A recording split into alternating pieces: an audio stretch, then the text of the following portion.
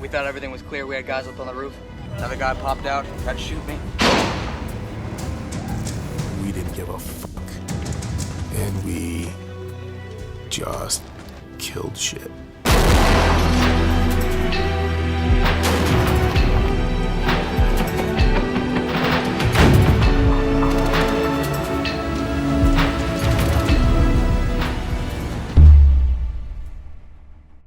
Iraq, 2003.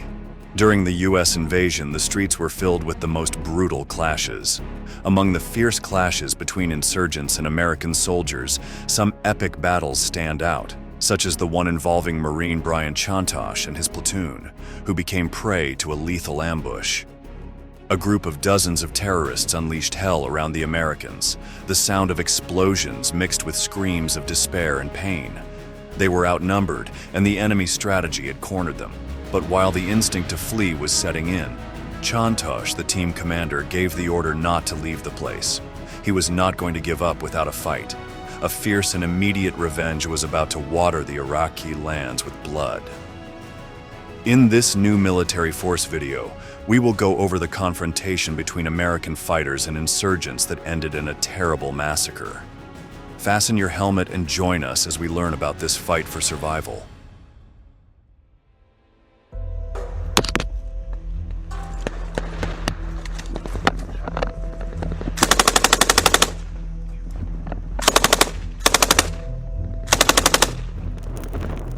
The violence in Iraq escalates by the second. The war confronts the American forces with constant gunfights and challenges. However, to begin our story, we must travel to the city of Rochester, New York, where Brian Chontosh was born in 1974. He grew up in a working-class family with an ordinary life, although full of dreams of adventure that seemed like something out of an action movie.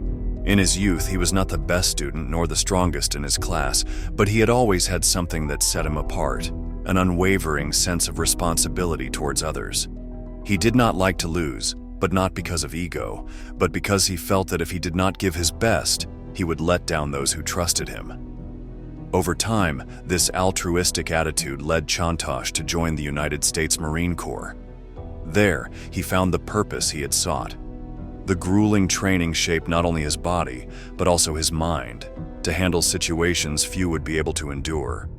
But nothing could have fully prepared him for the day when his leadership was brutally challenged by the enemy. To understand that story, we must look back to the conflict in Iraq.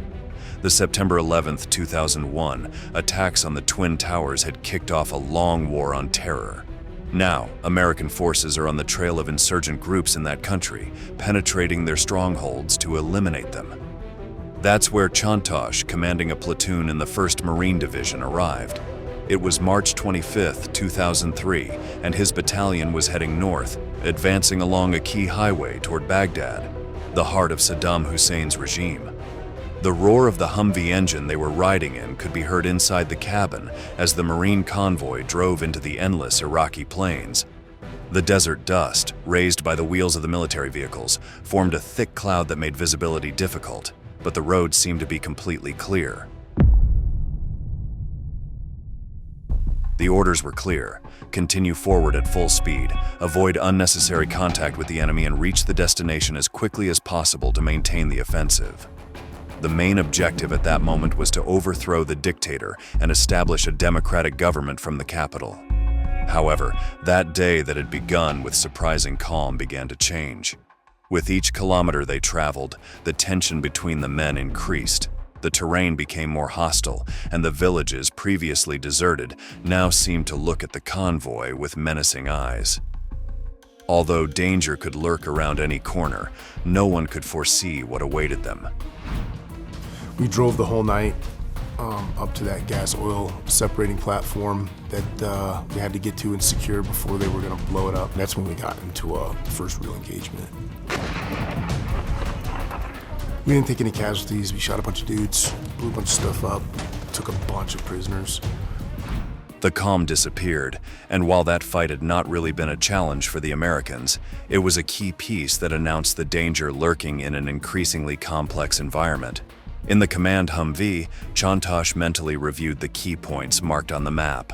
The convoy was a few kilometers from Ad-Diwania, a small Iraqi town that, according to intelligence, should be controlled by scattered and poorly organized forces. However, there was something in the air that put the commander on high alert. The convoy was moving slowly when the sound of the radio crackling with communications from other platoons reported suspicious movements. Chontosh knew they were in insurgent territory. The advance had been fast and effective so far, but as they approached Baghdad, the Iraqi terrorist forces grew fiercer and more determined.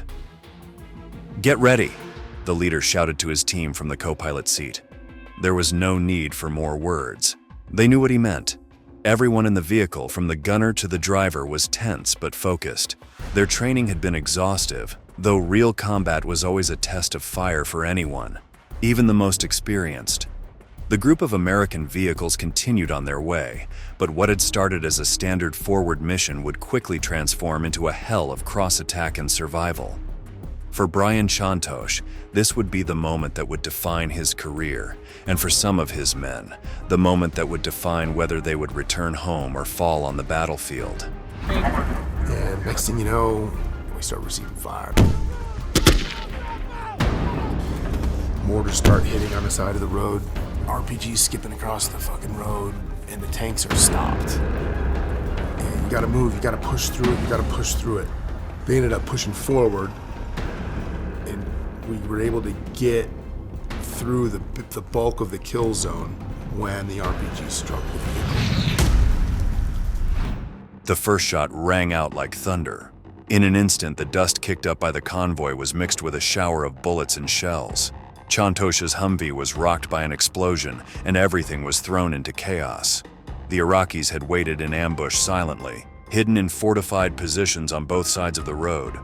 With heavy machine guns and rocket-propelled grenades, or RPGs, they launched their attack just when the convoy was in the worst possible position. The Americans were trapped in a narrow section of the road with no cover and poor visibility due to the desert dust. The crossfire came from all directions. Bullets whizzed around the Marines, and powerful shells kept exploding near the vehicles. Fierce fireballs that turned into columns of sand and smoke became another obstacle in the road. The drivers did not know where to escape. Chontosh knew that staying in that position meant death. His men were trapped, and the enemy had the tactical advantage from their trenches. In the co-pilot seat, his mind was racing, assessing the situation. They needed to move, and fast. Covering fire wasn't enough. It was a critical moment. He could have opted to retreat or wait for reinforcements, but both paths led to disaster. So, he did the unthinkable. I just remember telling Armin, right there, come to find out there's a machine gun nest.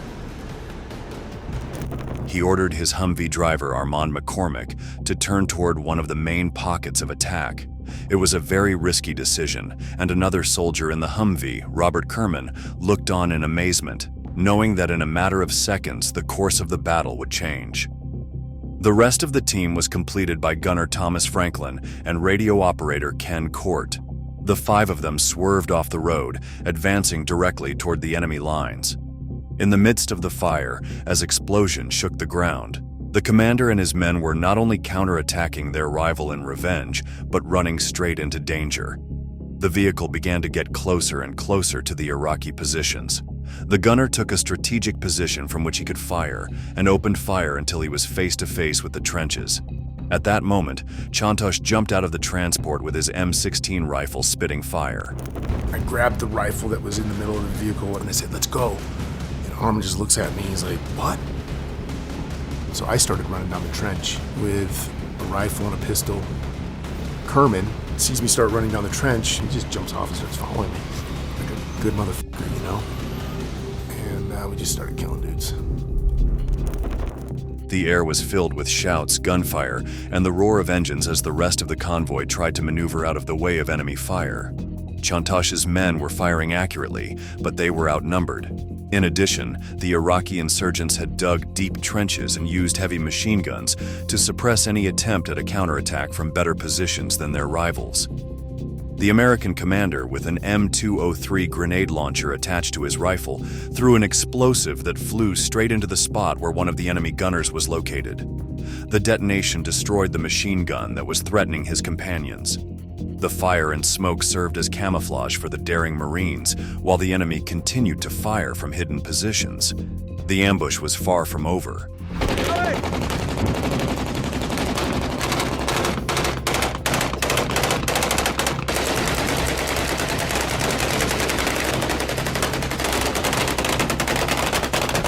The flying dust and sand obscured everything. The sound and flashes of gunfire did not stop, and the most sensible thing would have been to find shelter. But Brian Chontosh had no time for that.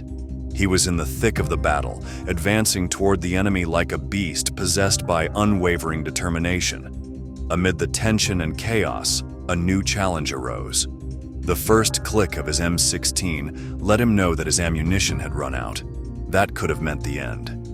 However, the soldier was not willing to give up in the face of adversity. Without a second thought, he dropped his rifle and picked up an AK-47 from one of the eliminated terrorists. The weight of the weapon in his hands felt different than he was used to, but he had no time to reflect. He fired without any hesitation, eliminating one by one the Iraqi fighters who tried to reorganize their defense. He advanced from trench to trench, covered by his men, but in many moments, he was the one leading the attack. An enemy grenade exploded nearby, kicking up dirt and shrapnel that hit his bulletproof vest, but Chontosh kept going. The desert wind was thick with smoke and gunpowder, and every step seemed like a challenge to death. The fighting was fierce. The insurgents, entrenched and well-armed, fired bursts of machine gun fire from strategic positions. Every meter the Americans managed to gain was under a hail of bullets against the relentless enemy. Nevertheless, these small advances reminded them how close they were to disaster. The problem of ammunition became recurrent, but Chontosh continued to collect weapons from the enemies he killed. For the first time, the battle seemed to be turning in favor of the Americans. Some of them are starting to run away, but all the guys that are on our right as we're headed this direction, they're on our right, are coming off of the berm and coming onto us. And so I just threw my rifle at Kerman and grabbed his, and I just kept running, just trying to kill as many dudes as possible. Chontosh continued to fire relentlessly at every turn, but that heroism had consequences. The Marines around him were also suffering casualties. Although the leader had managed to push the enemies back, the crossfire was relentless. Meanwhile, the convoy's vehicles were trying to reposition themselves, but the group of terrorists was not making it easy for them. However, the tenacity of the American team was beginning to turn the tide of battle.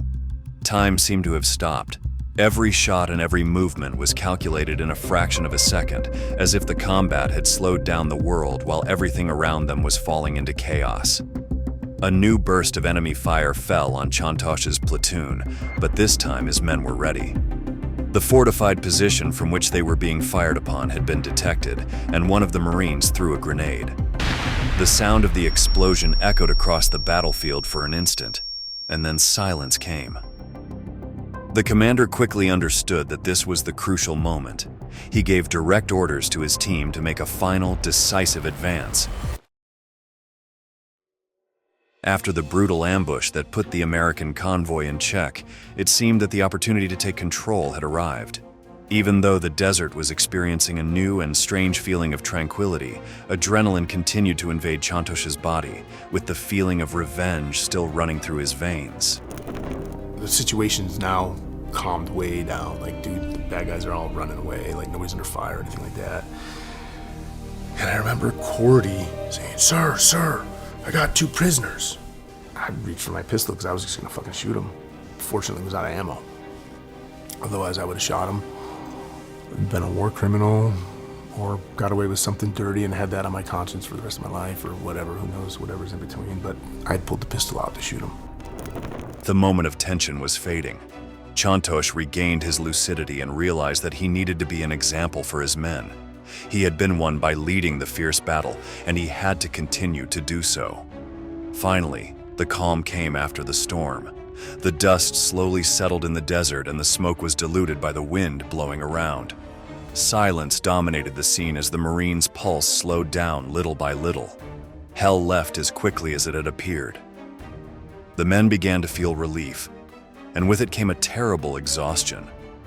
The fight had been extremely demanding, but they were alive, and that was the most important thing. When the shock passed, the Americans resumed their path. They overcame a cruel battle, but the war was not over yet. Weeks later, recognition would come for these troops, and especially for Brian Chontosh, for his quick decisions and the leadership he had shown in the most critical moments. Although his decisive role was not limited only to orders. The commander was primarily responsible for stopping a massacre against his men, killing 20 terrorists after an incredible ambush that could have been fatal for Washington's forces. Because of that, he was awarded the Navy Cross. However, Chontosh did not feel personal pride in receiving the medal from his superiors, but rather deep gratitude for having come out alive and having brought his Marines back. He made it clear that his heroism was shared, and that without the courage of his men, the insurgent attack would have meant a tragedy. Now, after having learned this shocking story full of action, the time has come to say goodbye. Thank you very much for having accompanied us until the end. We hope to see you again in our next military force video.